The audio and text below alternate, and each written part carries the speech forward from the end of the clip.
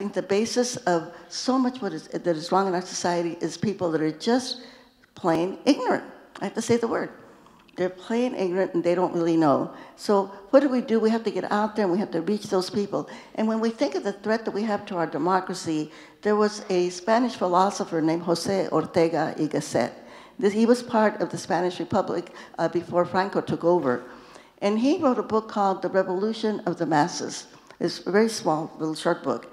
But his theory in that book was that if we do not have an educated citizenry, then what we have is mob rule. If we do not have an educated citizenry, then we have mob rule. So when we have a low quality of education, and so many of our young people, especially our kids of color who are becoming the majority in this country, if they're not given that kind of a proper education, then what does it say not only about their future, but what does it say about our future as a country? You know, there are like 50,000 Latino kids that turn 18 every month in the United States of America.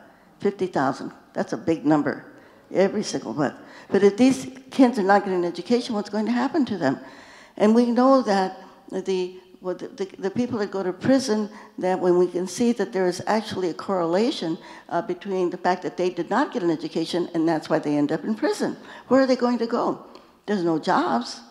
The military and jail are probably the only places that they can go. And when we think that here in our United States of America, we have more people in prison here in the United States of America, our population are only millions, but we have more people in prison than India or China.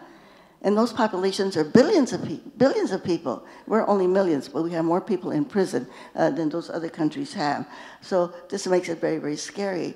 And when we think of the discrimination, and like Al Sharpton said, I remember once he said, you know, they turn in their hoods, you know, for the suits.